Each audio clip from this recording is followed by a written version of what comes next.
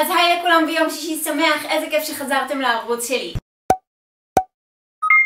התכנסנו כאן היום כדי לדבר על סרטון שלא יודעת, אני חושבת שאולי יעזור ככה להגדיל את הקהילה של יוטיוב בישראל. אני ממש מקווה לעודד יותר אנשים להתחיל לפתוח ערוצי יוטיוב, ובגלל זה בא לי לדבר על טיפים לפתיחת ערוץ יוטיוב. אני לא מתכוונת לעשות סרטון של כזה מאחורי הקלעים, ממש איך אני מצלמת, כי אני חושבת שלא חסרים סרטונים כאלה ברשת. כאילו, אני חושבת שאשלי עשתה סרטון ממש טוב בנושא הזה, גם יובל. ראיתי המון אנשים עושים סרטונים כאלה בתקופה האחרונה, ובחול בכלל יש מלא סרטונים כאלה. אז בכללי הדבר הראשון שאני רוצה לדבר עליו בסרטון הזה, הוא שכל הדברים הטכניים אפשר ללמוד מיוטיוב. איך מצלמים, איך עורכים, באיזה תאורה להשתמש, באיזה תוכנת עריכה להשתמש, כל מיני דברים כאלה, הכל אפשר ללמוד מיוטיוב. אני באופן אישי, אומנם עשיתי תואר בתקשורת חזותית, אבל מעולם לא לימדו אותי להשתמש בתוכנת עריכה של וידאו. כאילו למדתי לערוך באפטר אפקטס, אבל אפטר אפקטס היא לא לגמרי תוכנת עריכה, והיא גם לא תוכנה שיש לי היום. אני קניתי את פיינל קאט פרו לבד, ולמדתי להשתמש בה לבד, ואת כל הדברים שאני יודעת, בגדול אני יודעת מיוטיוב. אומנם עשיתי 2 קורסים של צילום בתואר שלי, אבל בתכלס, אם תראו איך התחלתי את הצילומים שלי, ואיך היום אני עם הצילומים שלי, ואיך למדתי לתפעל את התאורה שלי ולקנות את התאורה שלי וכל הדברים האלה, אני חייבת להגיד לכם שעם כמה שכאילו שילמתי מלא כסף לתואר ועשיתי מלא שיעורים בדבר הזה, אין יותר טוב מלתרגל את זה. את הכל למדתי מיוטיוב, ובאמת שאת כל הניסיון שיש לי ואת כל המהפך שקרה לי לאורך 2.5-3 שנים האחרונות, מהמקום שבו התחלתי ועד המקום שאני נמצאת בו היום, בתכלס כל הקרדיט הוא שייך ליוטיוב, להמון סרטונים שראיתי, ולזה שעבדתי ממש קשה ותרגלתי את הדבר הזה, ומשבוע לשבוע השתפרתי. מזה אנחנו נגיע לנקודה הבאה, שאין מה לעשות, לעולם לא תצליחו להתחיל בסרטון הכי טוב שיש ביקום. אין מה לעשות, תפתחו ערוץ יוטיוב ומשם יעלה רק גרף עלייה, יהיה רק לאן לעלות, שזה הדבר הכי חיובי שיש בעולם.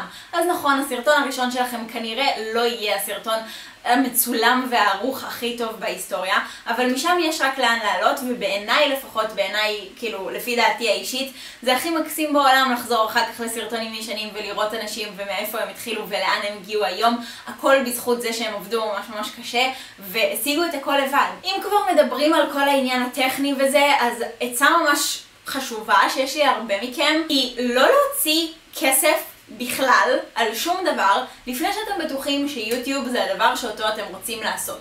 זאת אומרת, לצלם מהפלאפון, כן, ולצלם עם תאורה טבעית, אור של שמש, לעמוד מול חלון, לשים את הפלאפון ולצלם אתכם באיכות הכי טובה שאתם יכולים להרשות לעצמכם, במה שיש לכם, באמצעים שיש לכם. לא לקנות מצלמה, לא לקנות תאורה, לא להשקיע כסף לפני שאתם בטוחים שיוטיוב זה מה שאתם רוצים לעשות. כשמתחילים, לפי דעתי העצה הכי טובה שיש לי לתת היא לעשות סרטון שבדרך כלל ידוע שאנשים יותר מחפשים אותו.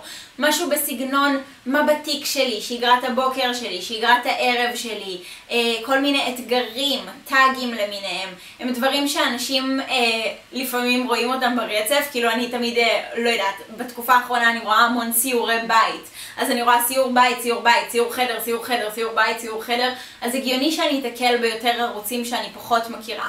אז הייתי מציעה בהתחלה, אם אתם ככה עולים עם סרטון ראשון או סרטון שני או סרטון שלישי, לפתוח עם איזשהו סרטון שאתם יודעים שאנשים אחרים יחפשו אותו, ואז יותר הגיוני שיגיעו לערוץ שלכם.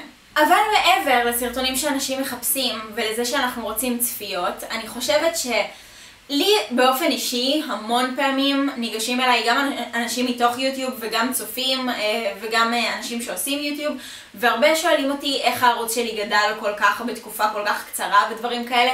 אני חושבת שהעניין העיקרי הוא לעשות משהו שאתה באמת אוהב, ואני חושבת שברגע שאתה עושה דברים שאתה אוהב, הקהל שלך גם מזהה את זה. אז כמו שאני עושה סרטונים כמו סיור בית או שגרת בוקר או דברים כאלה שאני יודעת שאנשים יותר יחפשו אותם, אני עושה לצד זה גם סרטונים שהם פשוט כיפים לי, שאני אוהבת לעשות אותם.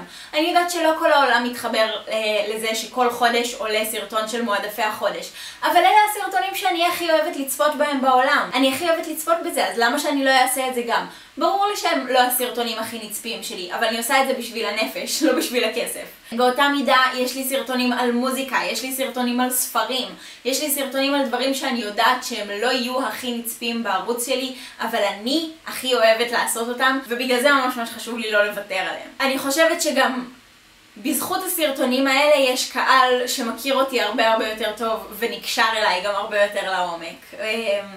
והסרטונים האלה בסופו של דבר אולי יש בהם פחות צפיות, אבל הם אלה שעושים את ההבדל האמיתי. הם אלה שגורמים לקהל האמיתי שלי להתחבר אליי ממש, כאילו להכיר אותי ממש עד הסוף. בהמשך לזה אני אדבר גם על העניין שאין מה לעשות. אני חושבת שכדי להצליח ביוטיוב אתה צריך להיות מישהו שבאמת אוהב לצפות ביוטיוב. מישהו שבאמת ביום יום שלו יושב וצופה בסרטונים של אנשים אחרים. שככה הוא הכיר את המקום הזה, שהוא צפה באנשים אחרים ועכשיו הוא רוצה לקחת את המושכות לידיים ולעשות את זה גם בעצמו. אני חושבת שעצה ממש טובה שיש לי לכולכם היא לצפות בכמה שיותר יוטיוב.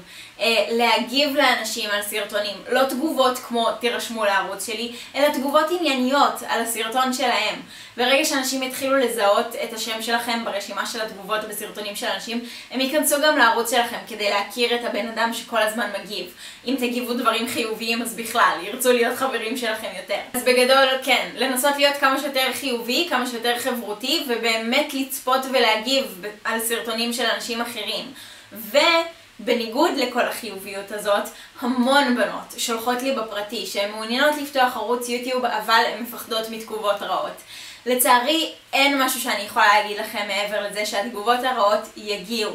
לא משנה מה תעשו, לא משנה איזה ערוץ מהמם יהיה לכם, יהיו עליו תגובות רעות שאתם לא מדמיינות בכלל. באמת, על סרטונים כמו הסרטון שאימצנו את סולי, כאילו אשכרה תרמנו לקהילה, אימצנו גור נחייה שהיה אצלנו שנה ואחר כך מסרנו אותו כדי לתרום לאנשים אחרים שאנחנו לא הכרנו בכלל.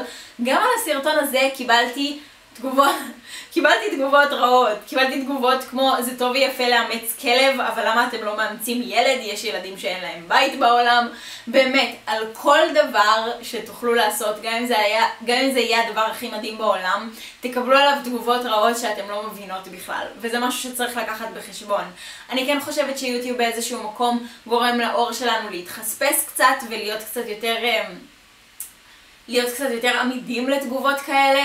אני לא אשקר, אני נפגעת מהתגובות האלה המון, אני בוכה מהתגובות האלה המון, אני נשברת מהתגובות האלה המון, ואני המון פעמים אומרת לעצמי שאני לא רוצה להמשיך יותר, או לוקחת שבוע הפסקה מהיוטיוב, כי אני לא רוצה להתמודד עם הדברים האלה יותר.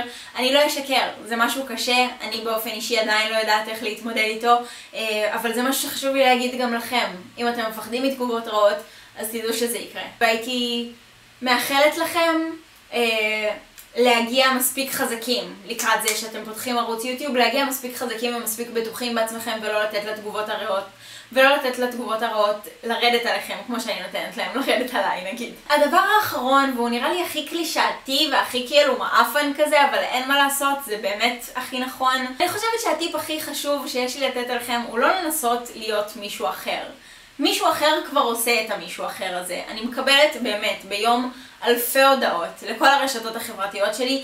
לירון תראי את זאתי, היא עושה רקע כמוך, היא עושה איפור כמוך, היא עושה בשיער כמוך, את עשית סרטון עם קוקו, סרטון אחרי זה היא עשתה גם סרטון עם קוקו, כל מיני דברים כאלה. לא יודעת, אני באופן אישי הדברים האלה רק מחמיאים לי, אני אף פעם לא נפגעת ממשהו כזה, אבל אני באמת חושבת שאין מה לעשות. אם אתם רוצים להיות במקום הזה שיש לכם את הקהל שלכם שהוא באמת כאילו איתכם ויהיה איתכם עד סוף הדרך, אז תיתנו לו להכיר אתכם, את מי שאתם מבפנים. אני חושבת שזאת הדרך הכי שובת לב, ככה אני שבוית לב בקרב המון יוטיוברים מהארץ ומחול, ואני חושבת שככה גם הרבה בנות מהקהל שלי, אני מרגישה שהן האחיות הקטנות שלי. אני פותחת בפניהן את הלב והן פותחות את הלב בפניי, ואני מרגישה שאני לא מנסה להיות מישהי אחרת מולן, כי מישהי אחרת כבר יש. אני מרגישה שברגע נפתחתי כזה יותר מול המצלמה והתחלתי לספר על מי אני באמת ומה אני באמת, אז בנות ככה התחילו באמת יותר להתקרב אליי, באמת בקטע של זה מעבר למישהו שסתם רשום אליך לערוץ, זה מישהו שבאמת מחובר אליך, שהוא כמו אח קטן שלך. אז אם יש את העצה הכי גדולה והכי טובה שהייתי יכולה לתת לכם, זה להיות עצמכם, זה באמת לעשות את מה שהכי הכי מעניין אתכם. זה לא לעשות סרטון כי מישהו אחר עשה אותו והוא מאוד נצפה אז בא לכם גם, אלא לעשות אותו כי הוא באמת מעניין אתכם. לצורך העניין, אם אני עושה סרטון של מה בתיק שלי, זה לא בגלל שבא לי עכשיו מלא צפיות ובא לי שמישהו ייכנס לערוץ שלי, זה בגלל שאני עכשיו בתקופה לאחרונה שאני רואה מיליון סרטונים של מה בתיק שלי, וזה עושה לי כל כך חשק ובא לי לעשות את זה גם. די מסובך, אבל כאילו מה שאני מנסה להגיד זה שפשוט נראה לי שהכי חשוב זה לאהוב את זה באמת, לאהוב את היוטיוב באמת, לאהוב את עצמכם באמת, וכאילו, ופשוט לזרום עם זה ולעשות מזה כיף.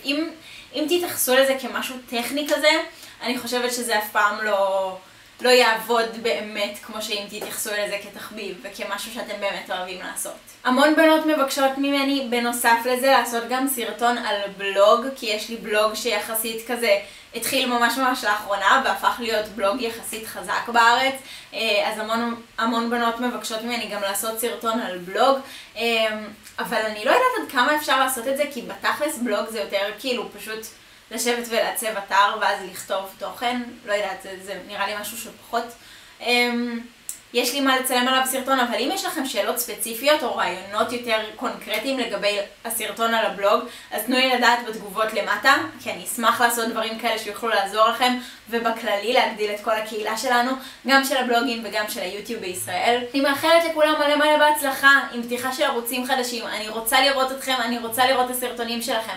פתחתם ערוץ חדש, תרשמו לי בתגובות למטה, אני רוצה לבוא ולראות, אני רוצה להירשם לכולכם, באמת. אני מקווה שעזרתי ואני מקווה שנהנתם מהסרטון. אם נהנתם אז אל תשכחו לעשות לייק, להגיב לי למטה ולהירשם לערוץ. תלחצו גם על הפעמון, אנחנו נתראה כבר בסרטון הבא. ביי!